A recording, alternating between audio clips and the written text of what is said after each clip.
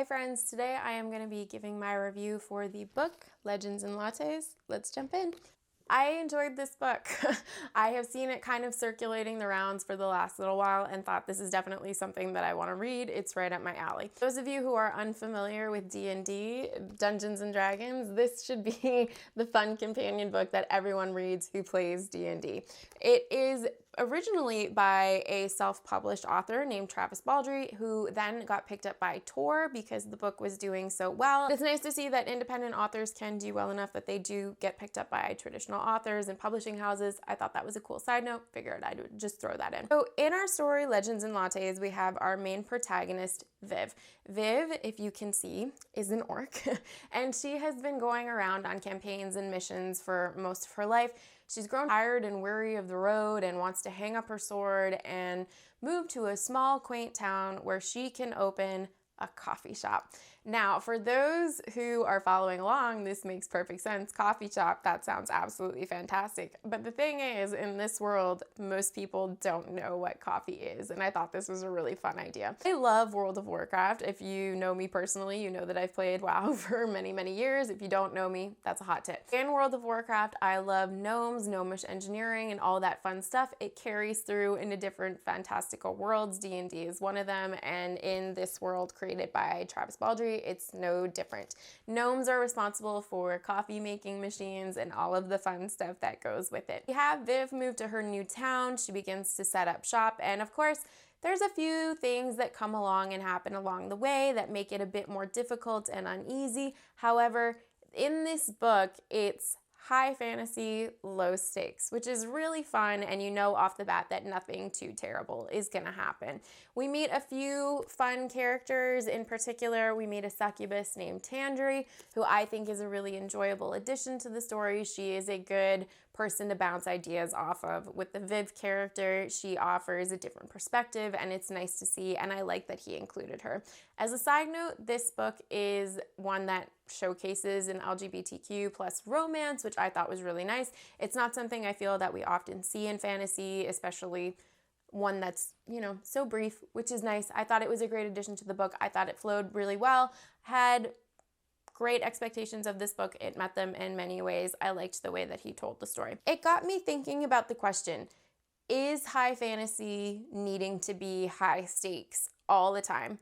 And I think the answer is no. We have these epic series that have come to our screens and come to our hands in the form of books, and I think that that has really upped since Game of Thrones premiered over 12 years ago.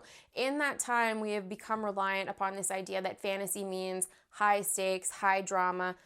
It means catastrophe a lot of the time, but it also comes with a lot of other damaging things for some people, such as unnecessary violence and rape towards women and just general terrible behavior towards a lot of the female characters. This is something that is definitely not present in cozy and low stakes fantasy, and it begs the question, are they equally enjoyable, or does one have to be a particular way to be considered high fantasy? And I believe the answer is no. There are certain cases over time where we have seen stories that are considered to be high fantasy that have been lower stakes, and I think that Legends and Lattes is just the next example in that long line of stories. Story that I think about often that I feel was my first introduction to what I would call cozy fantasy was the Suki Sakau's Southern Vampire Mystery series. When I first started reading it, I kind of realized nothing's gonna happen to the main character. There's things that may happen to the characters around her, and that's fine, but it was an enjoyable read, and it was one that was able to still pull me into the story, but I didn't have to worry all the time about what was gonna be happening to the characters in the way that I was when I was reading A Song of Ice and Fire. If you pick up A Song of Ice and Fire by George R. R. Martin, or if you've watched the show, spoiler alert, you know that one of the main characters is killed very early into the series, into the show, and it kind of sets the bar that no one is safe. And while that can be an enjoyable read and make it more suspenseful for readers, I still think that fantasy can be enjoyable without necessarily having that constant element of suspense and just waiting to be floored and see how are we going to push this boundary and what happens next? I think another great example of low stakes fantasy but super high enjoyment is Good Omens by Neil Gaiman and Terry Pratchett. In this, we see that there is an apocalyptic event that's supposed to happen in 7 days. It is supposed to be the end of the world according to the book of Revelation in the Bible. And while that could be considered high stakes, the way that the story is written is so cleverly funny and witty that you kind of come to realize pretty early on that nothing too dramatic or drastic is going to take place. And in my mind, that kind of solidifies this as among those books that I would consider to be cozy fantasy, where it's high enjoyment, low stakes, and I think that it works just as well. We see with Good Omens, which is a perfect example, that it is something that can also be adapted and can be enjoyed by many, many people. It's not going to be the same epic event that a Game of Thrones or House of the Dragon is going to be, but it's still epic fantasy storytelling that's happening in an engaging way and an entertaining way, and it's one that can pull in its audience in a way that I still find to be super enjoyable. Honestly, I feel like we've kind of come to a point in the road where high fantasy does not equate good quality. If we look at the shows that have been made in the last couple of years, we can look at the Wheel of Time show and the Rings of Power, both on Amazon Prime.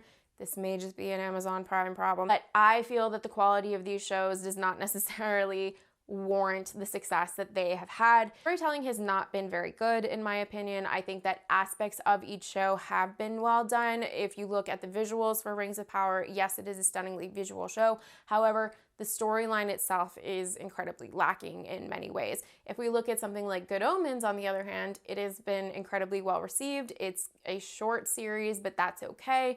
And the whole way through is engaging, intelligent, and enjoyable. So it can be done. We don't need to necessarily be relying on these epic fantasy stories to lure us and pull us into a good narrative. It can be cozy and warm fantasy. I'm wondering, what are some of your cozy and fantasy reads? Are there any that you have come across lately or that you wish to read? I would love to know them. It's definitely a genre that I would like to get into more of. If you disagree with me on the Rings of Power or the Wheel of Time adaptation, please let me know. I am genuinely curious if people like these adaptations, because I personally was not thrilled by them. If you want to follow along, you can follow me here by hitting that like and subscribe, or you can follow me on Instagram at FantasyAwash, where we can chat about books and cats and all other kinds of fun things. If you want to help support me, you once again can hit like and subscribe, and you can tune in next time, where I will see you then. Bye.